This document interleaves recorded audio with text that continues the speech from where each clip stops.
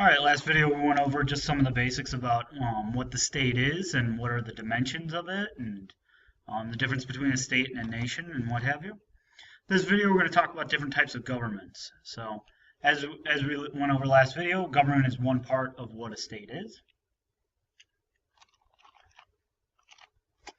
And so, as you should already know, government's the institution that makes and enforces public policy or laws, okay? Now we have 5 different types of government. The government is who has control over the people, basically. The first kind of government is your democracy. Everybody's heard of that one? That's what we have in the United States. Second type, monarchy. Third type is a dictatorship, very similar to a monarchy, but a little different. Then we have a theocracy. Move this down a little bit. We have a theocracy and an oligarchy. I'll explain what each of those are in more depth right now. So, first kind of government is a democracy. Democracy, all the political authority rests with the people. So people get to vote, people govern themselves. So for example, the United States. The second type of a government is a dictatorship. This is where one individual seizes power over the whole country. Usually with the help of the military. Usually they're a military general or something comes in and they say, hey, we're going to overthrow the president and we're in charge now. This type of government is usually very brutal. A good example is North Korea. This is the most common form of government because it's easy for people to take power with force. It's very difficult for them to keep power with force, though. Your third type of government is the monarchy. Monarchy is what you have like with a king or a queen. It's what you had in England and France for years and years. You have one single ruler and they inherit their title. So the king has a son. The son becomes the new king when the old king dies. An oligarchy is the fourth kind of government. An oligarchy just means that a few people get together and they rule the entire country. And so like the Roman Empire was run by like 3 people at some points. That's a good example of an oligarchy.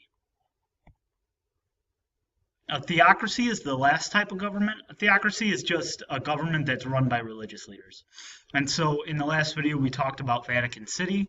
The Pope runs Vatican City. That's a theocracy, okay? Because the Pope is a religious leader, he's also in charge of the entire country of Vatican City.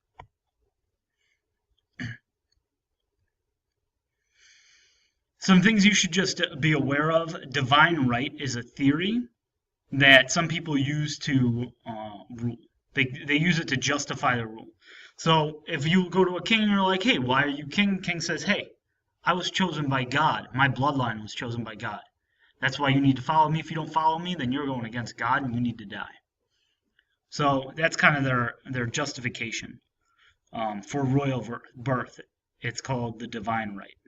So you have the divine right to rule.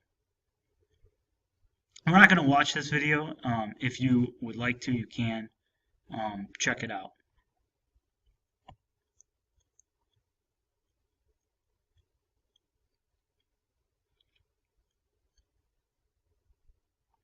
So every type of government has 3 powers. This is something that was talked about by Montesquieu back in the day. It's one of the main things in the Enlightenment, if you remember from Western civilization. All right, so the 3 different kinds of powers that the government has is 1, the legislative power. Legislative starts with an L, okay? So whenever you hear legislative, think of laws, because the legislative branch makes laws. The second type of power is the executive. Executive branch starts with an E. Okay, so that way you'll know that it's to enforce laws. They enforce laws. Executive, enforce. And then we have the judicial branch. Starts with a J, has judge in it. Judicial, it judges laws. Judging laws is another way of saying interpreting laws.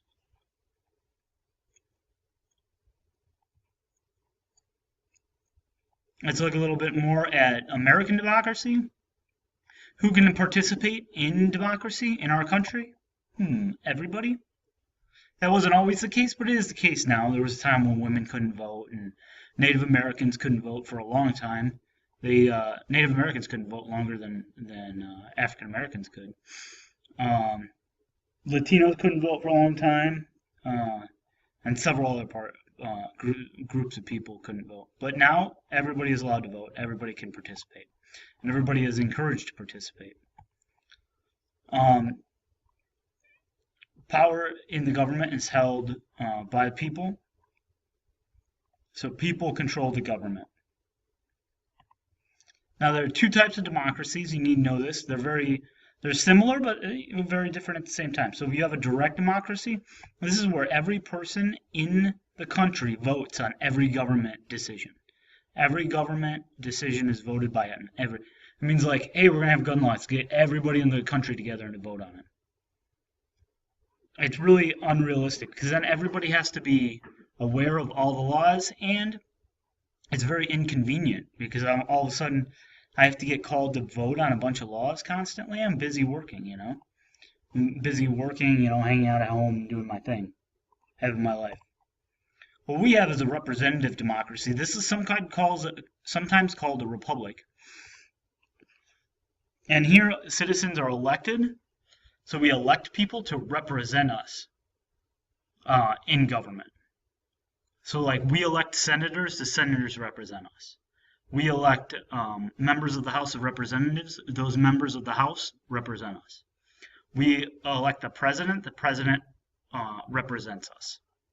So we live in a representative democracy or a republic. Now the purpose of the government, according to our Constitution,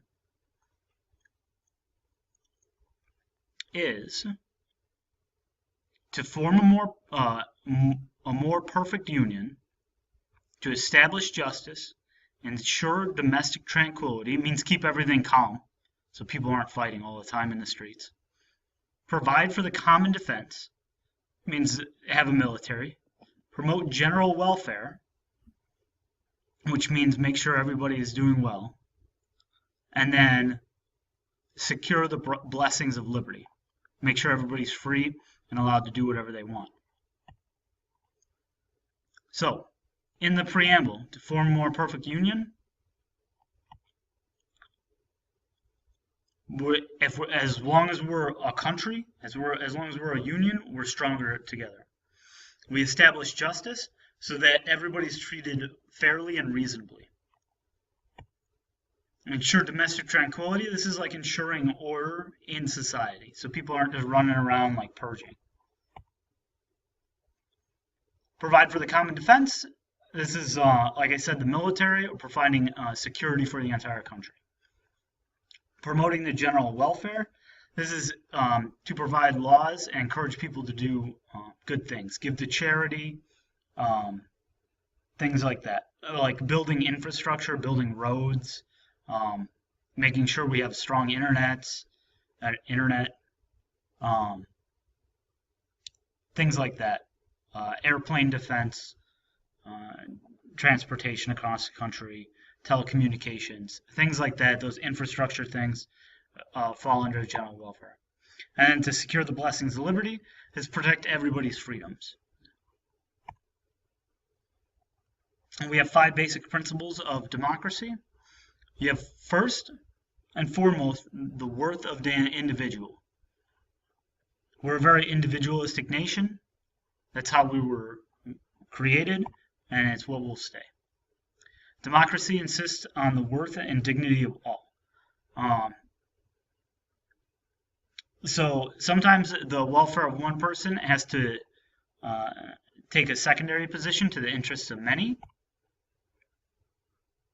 This is called the majority rule.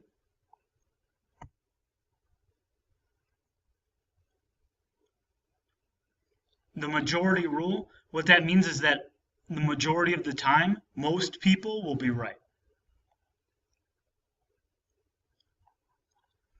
So let's keep the majority of people happy. But at the same time, you have to recognize and listen to the rights of minority groups. Number three is the equality of all persons. Everybody's equal before the law. The law doesn't have any favorites. So the law doesn't favor one race over another. It doesn't favor one sex over the other. One group of people, people who have more money, don't get favored more than people who don't have money. That's how it's supposed to work. Does it work that all the way all the time? No, of course not. We have racism and people with money pay people off and things like that. But one of the basic principles is that the law is supposed to be equal for everybody. Number four is the necessity of compromise. In a democracy, for us to get things done, for us to be able to pass laws and such, you need to be able to work with other people. So you need to give a little and then take a little at the same time. So you need to be open to other people's opinions. And five is the last thing, kind of goes with number one, individual freedom. Democracy does not insist on complete freedom of individuals. Whenever somebody's freedom, like you don't have the freedom to kill somebody because then you take away that person's right to life. So your individual your individual freedoms are limited by the freedoms of other individual people. If that makes sense. If it doesn't, ask me. I'll explain it some more. I like talking about this stuff. So how it works out, the way our government is set up is we lend ourselves to a capitalist economy. Economy is like how we run our money and stuff. So in a capitalist system, people are free to make their own choices. They're free to work where they want, with who they want, do with what they want with their own money. And then businesses are rewarded based on how much money they make. So if you understand supply and demand, the more your product or good or service is in demand, the more money you end up making. So now in a purely capitalist society, the government's not involved in the economy at all. Of course, in ours, we do have like regulations and welfare and things like that. So that means we don't live in a purely capitalist society. We actually lived in something called a mixed economy. So we're predominantly capitalist, and we should stay capitalist. But we have some socialist kind of welfare, social net programs in place in the country.